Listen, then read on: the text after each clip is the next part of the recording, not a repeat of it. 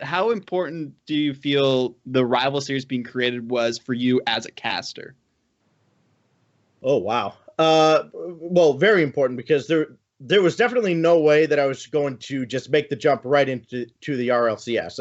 I mean, there were, let's face it, even though lines don't really exist in broadcasting, there were a lot of people in line ahead of me to that deserved a shot at the RLCS and are still getting those chances. So uh, having another big tournament with a field of 4, 5, 6 people that you could put on the official Rocket League stream, that was huge. I mean, it took about a year and a half almost of just being a volunteer to finally do a live event. And you remember it was the Dallas Open. Yeah, So Dallas Open. That was yeah, great. those were good times too. And fortunately that snowballed with especially with the Midwestland fall brawl a month later. That kind of parlayed into rival series for the second season of it. And uh, yeah, without that, I mean, who knows how many people would have stopped doing esports commentary or just gone and gotten real jobs because let's face it, there are only so many spots available, and without the rival series, it'd be even more cutthroat. Awesome. So it's great to see like how important that was to you. And it's really like being a caster myself, important for everyone because Yeah. you said it yourself. If that wasn't a thing, there would be so many people just giving up on their passion. And Yeah. let's talk about the passion itself and the Dallas Open, like you mentioned before. How did that affect you? It being your first LAN event, did it give you enough experience to go forward and try and drive towards the rival series and any other LAN events, or was it kind of a unique experience in itself where you just wanted to go to it, get it done with, and then like review it afterwards? If you had asked me about Friday leading up to that event, I would tell you, no, no pressure at all. It's just another tournament. I just Yeah. happened to be there, surrounded by the players. On show day, it was butterflies in my stomach because you don't.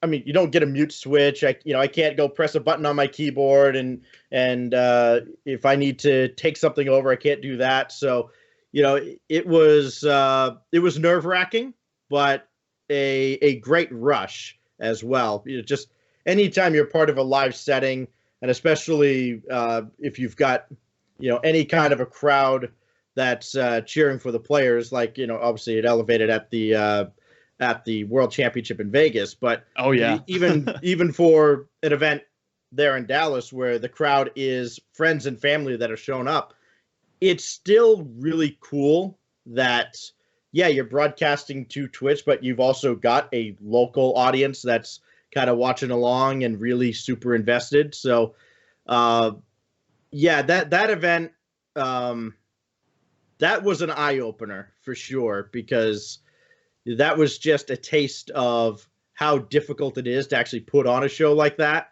And I learned a lot about what I needed to improve.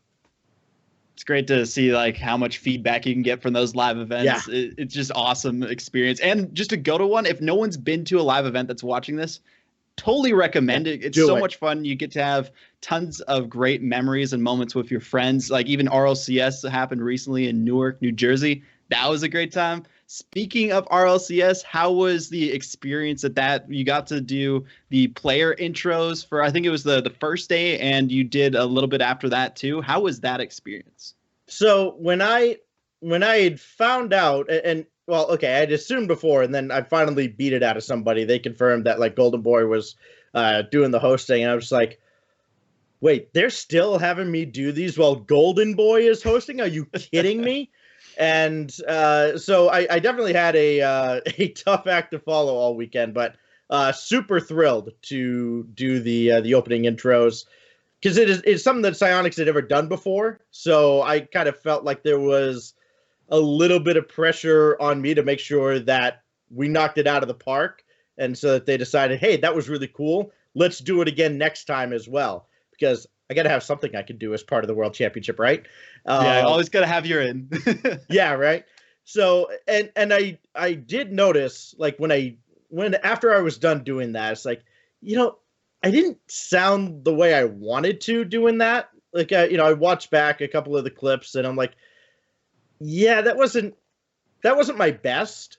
And then I hear Golden Boy doing the intros all weekend long, and I'm like, whew, okay, we've really got to step it up. And I think actually having Golden Boy as the host really helped for the finals, because it was a nice little reminder to me, like, hey, I really have a tough act to follow, and I want to make sure I don't just come off like a total dweeb here.